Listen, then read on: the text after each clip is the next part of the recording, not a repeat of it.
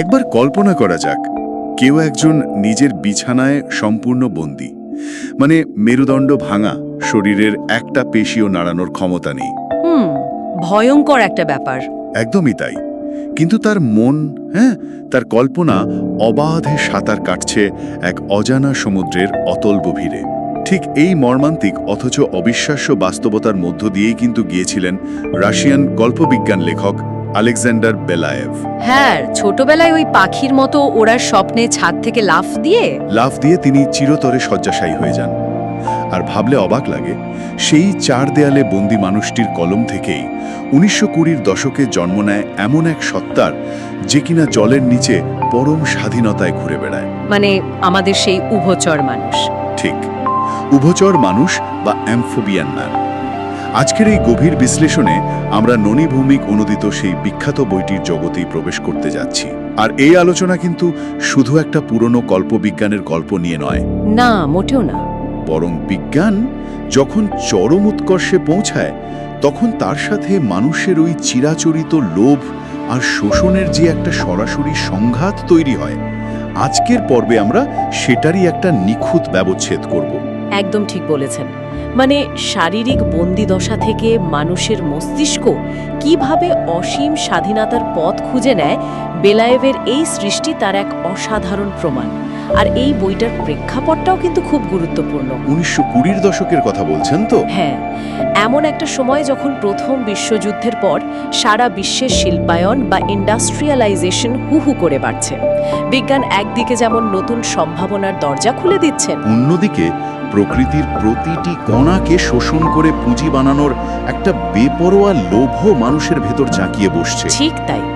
এই বইটিতে আমরা মূলত তিনটি ভিন্ন জগতের সংঘাত দেখি: বিজ্ঞানের অধ্যত্ব, মানব প্রকৃতির নির্মমতা, আর একটি সম্পূর্ণ নতুন ধরনের অস্তিত্বের বেঁচে থাকার লড়াই। তাহলে সেই সংঘাতের একদম শুরু থেকেই শুরু করা যাক। গল্পের পর্দা উঠছে লা প্লাটা উপসাগর আর বুয়েনোস আইরেসের এক রহস্যময় উপকূলীয় পরিবেশে। আচ্ছা। সেখানে জেলি মাছ নামের একটা জাহাজ নোঙর করা আছে।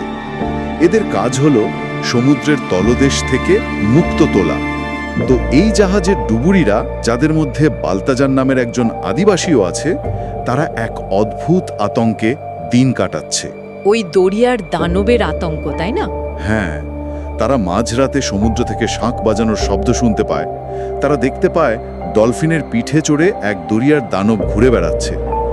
এখন আমি যদি মানুষের মনস্তত্ত্বের দিক থেকে ভাবি, আমাদের মস্তিষ্ক কিন্তু সবসময় একটা চেনা ছক বা প্যাটার্ন খুঁজতে ভালোবাসে। অবশ্যই।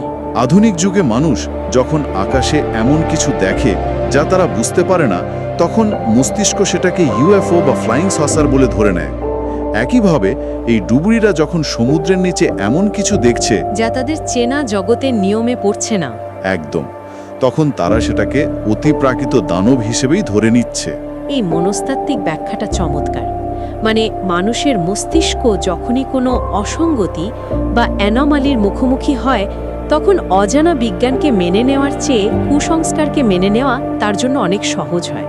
হ্যাঁ, অথচ ডুবুরিরা কিন্তু প্রমাণ দেখছে। ঠিক, তারা দেখছে হাঙরের পেটে ছুরির পরিষ্কার আঘাত, নিখুঁতভাবে কেটে ফেলা জাল। মানে এগুলো তো কোনো অতিপ্রাকৃত দানবের কাজ হতে পারে না। এর পেছনে স্পষ্টতাই কোনো মানুষের হাতের ছাপ আছে। কিন্তু মানুষের অহংকার এটা মানতে নারাজ যে সমুদ্রের নিচে তারা কয়েক মিনিটের বেশি টিকতে পারে না, সেখানে অন্য কেউ কিভাবে ঘন্টার পর ঘন্টা রাজত্ব করছে এটা মেনে নেওয়া তাদের জন্য কঠিন। আর এখানেই কিন্তু বইটিতে ডক্টর এন মর্গানের মতো বিজ্ঞানীদের একটা অদ্ভুত তত্ত্বের অবতারণা করা হয়েছে। বিজ্ঞানীরা তো আর দানব তত্ত্বে বিশ্বাস করবেন না। না, তা তো করবেন না, কিন্তু তারা এর বৈজ্ঞানিক ভিত্তিটা কিভাবে দাঁড় করাচ্ছে? ডক্টর মর্গান সরাসরি বিবর্তনবাদ বা ইভলিউশনের দিকে ইঙ্গিত করেছেন। তার বৈজ্ঞানিক তত্ত্বটি হলো, আজ থেকে ধরুন 30 বা 90 লক্ষ বছর আগে, বাপরে, অনেক সময়। হ্যাঁ, পৃথিবীতে যখন ব্যাপক হারে বরফ গলতে শুরু করে এবং স্থলভাগ সমুদ্রের নিচে তলিয়ে যেতে থাকে, তখন বেঁচে থাকার তাগিদে অনেক স্থলভূমির প্রাণী পুনরায় সমুদ্রে ফিরে যেতে বাধ্য হয়েছিল। আচ্ছা। যদি আমরা বিবর্তনের পদ্ধতিটা খেয়াল করি, একটা স্থলচর প্রাণী তো আর রাতারাতি জলচর হয় না। না, তা তো বটেই। লক্ষ লক্ষ বছর ধরে তার ফুসফুসের ক্ষমতা বদলায়, পেশিতে অক্সিজেন ধরে রাখার জন্য মায়োগ্লোবিনের পরিমাণ বাড়ে, আর হাত পায়ের আঙুলগুলোর মাঝে ধীরে ধীরে জালের মতো চামড়া বা ওই ওয়েবিং তৈরি হয়। ডক্টর মর্গানের ধারণা ছিল এই দরিয়ার দানব হয়তো সেরকমই কোনো প্রাচীন বিবর্তনের ধারায় টিকে থাকা এক উভচর প্রাণী। কিন্তু আমার এখানে একটা বড় খটকা আছে। কি রকম? বিবর্তনের এই প্রক্রিয়া তো কয়েক মিলিয়ন বছর সময় নেয়। প্রকৃতি তো আর কোনো সুইচ টিপার মতো কাজ করে না যে হঠাৎ করে একটা উভচর মানুষ তৈরি হয়ে যাবে। একদম ঠিক। তাহলে এই মানুষটি আসলে কোথা থেকে এলো? আর এই প্রশ্নের উত্তর খুঁজতে গিয়েই আমরা এসে পড়ি বুয়েনোস আইরেসের উপকূলে এক দুর্ভেদ্য প্রাচীরে ঘেরা বাড়িতে। ডক্টর সালভেটোরের বাড়ি। হ্যাঁ, এই চরিত্রটি আমাকে ভীষণভাবে মুগ্ধ করেছে। তিনি একজন অসম্ভব প্রতিভাবান সার্জন। তার দুর্গের ভেতরে যে আজব বাগান আছে সেটার বর্ণনা তো রীতিমতো গায়ে কাঁটা দেওয়ার মতো। হ্যাঁ, সেই বাগানের ইকোসিস্টেমটা একেবারেই পরাবাস্তব। সেখানে 2 মাথাওয়ালা সাপ, কুকুরের লেজওয়ালা গোলাপি রঙের প্রাণী। বাহ, বিড়ালের মাথাওয়ালা কুকুরের মতো সব অদ্ভুত সংকর প্রাণী ঘুরে বেড়ায়। ঠিক। অনেকেই হয়তো ডক্টর সালভেটরকে মেরি শেলির ফ্র্যাঙ্কেনস্টাইনের মতো একজন উন্মাদ বিজ্ঞানী বা ম্যাড সায়েন্টিস্ট বলবেন, কিন্তু আমি সত্যি বলতে একটু ভিন্নভাবে দেখছি ব্যাপারটা। আচ্ছা, কিভাবে? আমি কিছুটা সালভেটরের পক্ষেই কথা বলতে চাই। দেখুন, একটা মুমূর্ষু শিশু যার ফুসফুস কাজ করছে না, তাকে বাঁচানোর জন্য একজন সার্জন যদি তার শরীরে হাঙরের ফুলকা লাগিয়ে দেয়, তবে সেটা কি চিকিৎসা বিজ্ঞানের একটা যুগান্তকারী পদক্ষেপ নয়? তা তো বটে। আধুনিক যুগে আমরা তো কৃত্রিম হার্ট বসাচ্ছি, অঙ্গ প্রতিস্থাপন করছি। সালভেটর তো চরম পর্যায়ের একটা পিডিয়াট্রিক সার্জারি করেছেন, তাই না? তাকে কেন আমরা শুধু ঈশ্বর সাজার উদ্ধত্ত হিসেবে দেখছি?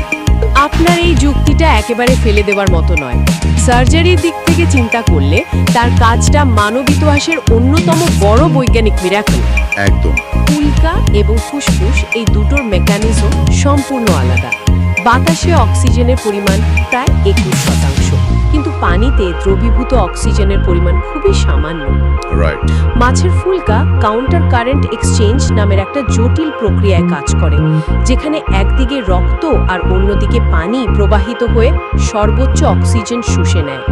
এখন একজন স্তন্যপায়ী মানুষের রক্ত সঞ্চালন প্রক্রিয়ার সাথে একটা হাঙরের ফুলকাকে এমনভাবে যুক্ত করা যাতে সে ডাঙায় ফুসফুস দিয়ে আর পানিতে ফুলকা দিয়ে শ্বাস নেয়। হ্যাঁ, এটা স্রেফ কোনো পাগলামি নয়, এটা একটা জিনিয়াস মস্তিষ্কের কাজ। ঠিক। তিনি তো আসলে ইকথিয়ান্ডার নামের ওই ছেলেটিকে এক নতুন জীবন দিয়েছেন। জীবন দিয়েছেন ঠিকই, কিন্তু আমার আপত্তির জায়গাটা তার অস্ত্রোপচারে নয়। তাহলে কোথায়? তার মানসিকতায়। তিনি এই অভাবনীয় বৈজ্ঞানিক আবিষ্কারটিকে মানবতার কল্যাণে উন্মুক্ত করেননি। তিনি ইকথিয়ান্ডাকে বাইরের পৃথিবী থেকে সম্পূর্ণ বিচ্ছিন্ন করে নিজের দুর্গের গোপন আন্ডারগ্রাউন্ড টানেলে বন্দী করে রেখেছেন। মানে একটা আইসোলেশনে রেখেছেন আর কি। হ্যাঁ, সালভেটর এখানে চিকিৎসক থেকে এক ধরনের নিয়ন্ত্রকে পরিণত হয়েছেন। তিনি একটা সমান্তরাল জগৎ সৃষ্টি করেছেন, যেখানে তিনি নিজেই ঈশ্বর। একজন মানুষকে তার সামাজিক সত্তা থেকে বিচ্ছিন্ন করে স্রেফ একটা বৈজ্ঞানিক গবেষণার ইঁদুর বানিয়ে রাখাটা কিন্তু নৈতিকভাবে চরম প্রশ্নবিদ্ধ। আচ্ছা, আপনার এই পয়েন্টটা আমি মেনে নিচ্ছি। সালভেটর তাকে একটা দেয়াল ঘেরা বাগানে বন্দি রেখেছেন, কিন্তু বাইরের পৃথিবীর মানুষ যখন এই ইকথিয়ান্ডারের অস্তিত্ব টের পেল, তারা কি করল? হ্যাঁ, সেটাও একটা বড় প্রশ্ন। বাইরের পৃথিবীর চরিত্রগুলো দেখলে মনে হয় সালভেটর হয়তো তাকে লুকিয়ে রেখে ঠিক কাজটাই করেছিলেন। কারণ বাইরের পৃথিবী তো তখন বিজ্ঞানের মিরাকল বোঝার জন্য বসে নেই, তারা বসে আছে কিভাবে সবকিছুকে মুনাফায় পরিণত করা যায় সেই ধান্দায়। একদম সঠিক পয়েন্টে হাত দিয়েছেন। আর এখানেই আমরা প্রবেশ করছি উপন্যাসের তৃতীয় এবং সবচেয়ে রূঢ় স্তরে, পুঁজিবাদের নির্মমতা। পেড্রো জুরিটার কথা বলছেন তো? হ্যাঁ, যখনই ওই জাহাজি মালিক পেড্রো জুরিটা জানতে পারল যে দরিয়ার দানব আসলে কোনো অতিপ্রাকৃত ভূত নয়, বরং বিজ্ঞান দিয়ে তৈরি হওয়া একজন রক্তমাংসের উভচর মানুষ, তার ভেতরে প্রতিক্রিয়াটা একবার ভাবুন। তার মধ্যে কিন্তু বিস্ময়ের লেশমাত্র ছিল না। একদম না। জুরিটা একবারের জন্য ভাবল না যে চিকিৎসা বিজ্ঞানের কত বড় একটা বিপ্লব তার চোখের সামনে দাঁড়িয়ে আছে। তার মাথায় শুধু ক্যালকুলেটর চলতে শুরু করলো। সে হিসাব করতে বসলো এই উভচর মানুষকে দিয়ে সমুদ্রের তলদেশ থেকে প্রতিদিন কত টন মুক্তো তোলা সম্ভব। হ্যাঁ, পুরোটাই টাকার হিসাব। এটাকে আজকের দিনের সাথে খুব সহজেই মেলানো যায়। ধরুন আজকে যদি বিজ্ঞানীরা এমন একটা আর্টিফিশিয়াল ইন্টেলিজেন্স আবিষ্কার করে যা মানুষের মতো চিন্তা করতে পারে, কর্পোরেট দুনিয়ার প্রথম প্রশ্ন কিন্তু এটা হবে না যে বাহ কি দারুণ একটা প্রযুক্তি। ঠিক, তাদের প্রথম প্রশ্ন হবে এই প্রযুক্তি ব্যবহার করে কিভাবে আমরা অর্ধেক কর্মী ছাঁটাই করে কোম্পানির মুনাফা দ্বিগুণ করতে পারি। জুরিটার কাছেও ইকথিয়ান্ডার কোনো মানুষ নয়, সে হলো স্রেফ একটা নিখরচার অপুরন্ত মুক্ত তোলার যন্ত্র। চমৎকার একটা সমান্তরাল টেনেছেন। পুঁজিবাদের মূল ধর্মই হল যে কোনো নতুন জিনিসকে পণ্যে বা কমোডিটিতে রূপান্তরিত করা। জুরিটার ঠিক সেটাই করতে চেয়েছিল, আর এই কাজটা হাসিল করার জন্য সে ক্রিস্টো নামের এক ধূর্ত লোককে সালভেটরের দুর্গে পাঠায়। ক্রিস্টোর সেই দুর্গে প্রবেশের কৌশলটা কিন্তু মানব চরিত্রের সবচেয়ে নিচ দিকটাকে তুলে ধরে। সে তো সরাসরি আক্রমণ করেনি। না, সে সালভেটরের একটা দুর্বলতাকে টার্গেট করেছিল, তার চিকিৎসকের নৈতিকতা। রাইট, সে এক বৃদ্ধা আর তার অসুস্থ নাতনিকে ব্যবহার করে। হ্যাঁ, ক্রিস্টো জানতো সালভেটর একজন চিকিৎসক হিসেবে মুমূর্ষু রোগীকে ফিরিয়ে দিতে পারবেন না। মানুষের এই মানসিক দিকটাকেই ক্রিস্টো নিজের স্বার্থসিদ্ধির হাতিয়ার হিসেবে ব্যবহার করে ভেতরে ঢোকে। কি ভয়ঙ্কর চতুরতা! আর তারপর সে সেই গোপন টানেল খুঁজে বের করে যা সরাসরি সমুদ্রের সাথে যুক্ত। সালভেটরের যে নিজস্ব গোপন অভয়ারণ্য ছিল, ক্রিস্টো সেখানে অনুপ্রবেশ করে, চূড়ান্ত লঙ্ঘন বা ভায়োলেশন ঘটায়। তাহলে আমরা এখানে দেখতে পাচ্ছি একদিকে বিজ্ঞান তাকে নিয়ন্ত্রণ করতে চাইছে আর অন্যদিকে পুঁজিবাদ তাকে দাসে পরিণত করতে চাইছে। হ্যাঁ, দুই দিক থেকেই সে শোষিত। কিন্তু এই দুই আগ্রাসনের মাঝখানে ইকথিয়ান্ডার বা উভচর মানুষটি নিজের জগৎটা আসলে কেমন, এই বিষয়টাতে আমাদের আরও গভীরভাবে নজর দেওয়া দরকার, কারণ তার দৃষ্টিকোণ থেকে পৃথিবীটা সম্পূর্ণ অন্যরকম। ইকথিয়ান্ডারের জীবনটা হলো চূড়ান্ত স্বাধীনতা আর চরম ট্র্যাজেডির এক অদ্ভুত মিশ্রণ। সমুদ্রের নিচে ইকথিয়ান্ডারের যে জীবন, তার পদার্থবিজ্ঞান বা ফিজিক্সটা একটু ভাবুন। ডাঙায় আমরা সারাক্ষণ মাধ্যাকর্ষণ বা গ্র্যাভিটির বিরুদ্ধে লড়াই করি। হ্যাঁ, সবসময় আমাদের একটা ওজন বইতে হয়। কিন্তু পানির নিচে বায়ান্সি বা প্লবতা ইকথিয়ান্ডারকে এমন এক ওজনহীন স্বাধীনতা দেয় যেখানে সে ত্রিমাত্রিক বা 3 ডাইমেনশনাল স্পেসে অনায়াসে বিচরণ করতে পারে। সে ডলফিনের সাথে সাঁতার কাটে, হাঙরের সাথে লড়াই করে। হ্যাঁ, সমুদ্রের প্রবল স্রোত বা ঝড় তার কাছে কোনো ভয়ের বিষয় নয়, বরং সেটা তার কাছে একটা উন্মুক্ত খেলার মাঠ। এমনকি সে যখন ডুবন্ত মেয়ে গুটিয়ে রেখে বাঁচায়, তখন আমরা বুঝতে পারি সমুদ্রের নিচে সে কতটা শক্তিশালী, কতটা আত্মবিশ্বাসী একটা সত্তা। কিন্তু গোলমালটা বাধে তখনই যখন সে গুটিয়ারের সন্ধানে ডাঙায়, মানে ওই মানুষের পৃথিবীতে আসে। হ্যাঁ, ওই অংশটা ভীষণ কষ্টকর। তাকে সভ্য সমাজের উপযোগী করার জন্য একটা সাদা স্যুট পরানো হয়, তার অস্বাভাবিক বড় চোখ দুটো ঢাকার জন্য কালো চশমা পরানো হয়। ক্রিস্টোর সাথে সে যখন বুয়েনাস আইরেস শহরে পা রাখে, তখন শহরটা তাকে আক্ষরিক অর্থেই পিষে ফেলে। অনেকেই তো এটাকে খাঁচায় বন্দি পাখির সাথে তুলনা করেন।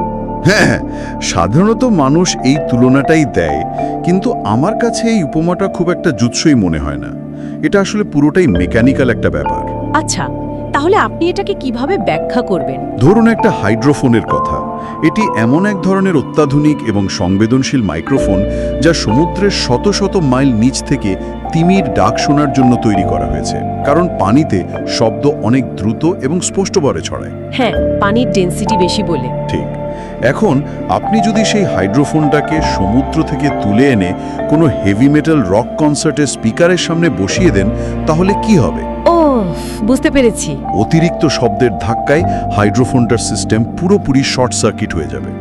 ইকথিয়ান্ডারের অবস্থাও ঠিক তাই। তার স্নায়ুতন্ত্র, তার চোখ, তার কান সবকিছু সমুদ্রের শান্ত তরল পরিবেশের জন্য ক্যালিব্রেট করা। মানুষের শহরের গাড়ির হর্ন, ধুলোবালি আর চড়া আলো তার স্নায়ুতন্ত্রকে আক্ষরিক অর্থে শর্ট সার্কিট করে দেয়। অসাধারণ একটা উপমা দিয়েছেন। সত্যি তো, তার সেন্সরি অর্গান বা ইন্দ্রিয়গুলো বাতাসের পরিবেশে কাজ করার জন্য তৈরিই নয়। শহরের ধুলোয় তার ফুলকা আটকে যায়, শুষ্ক বাতাসে সে শ্বাস নিতে পারে না। এই যে সেন্সরি ওভারলোড, এটা তার জন্য একটা শারীরিক এবং মানসিক নির্যাতন। একদম তাই। আর এর পেছনে একটা গভীর দার্শনিক দিকও লুকিয়ে আছে। আমরা মানুষরা আমাদের তৈরি করা এই শহর, এই কংক্রিটের জঙ্গল, এই প্রযুক্তিকে সভ্যতার চরম শিখর বলে মনে করি। আমাদের কাছে সমুদ্র হলো বিপদের জায়গা, অন্ধকারের জায়গা। কিন্তু ইকথিয়ান্ডারের কাছে ব্যাপারটা সম্পূর্ণ উল্টো। ঠিক, তার কাছে মানুষের এই অহংকারী সভ্যতা হলো একটা বিষাক্ত ডাস্টবিন।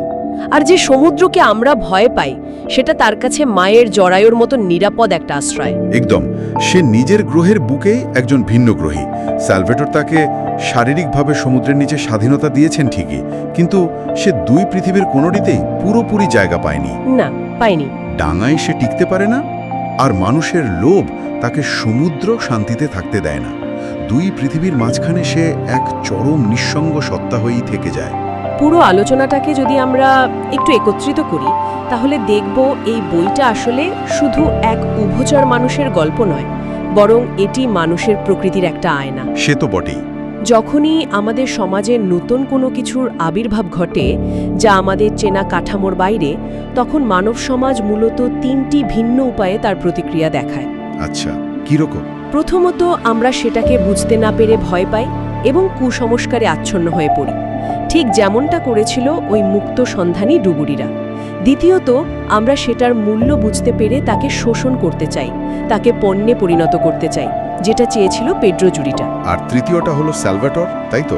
হ্যাঁ, তৃতীয়ত আমরা তাকে নিজেদের গবেষণার বস্তু বানিয়ে তার উপর নিরঙ্কুশ নিয়ন্ত্রণ কায়েম করতে চাই, যেটা করেছিলেন স্বয়ং ডক্টর স্যালভাটর। এই তিনটি উপায়ের কোনোটিতেই কিন্তু সেই ভিন্ন বা আদার সত্তাটির প্রতি সামান্যতম সহানুভূতি, সম্মান বা মানবিকতার জায়গা নেই। এই বিষয়টা আজকের দিনের জন্য কতটা প্রাসঙ্গিক তা ভাবলে অবাক হতে হয়। বর্তমানে জলবায়ু পরিবর্তনের কারণে সমুদ্রের পানির স্তর যেভাবে আশঙ্কাজনক হারে বাড়ছে, তাতে হয়তো আগামী কয়েক শতকের ডাঙায় আমাদের টিকে থাকাই মুশকিল হয়ে যাবে। একদমই তাই। যদি সত্যি এমন দিন আসে যেখানে বাঁচার তাগিদে জেনেটিক ইঞ্জিনিয়ারিং বা বায়োটেকনোলজি ব্যবহার করে বিজ্ঞান আমাদের শরীরকে এভাবেই বদলে ফেলার সুযোগ দেয়, তখন আমরা কি করব?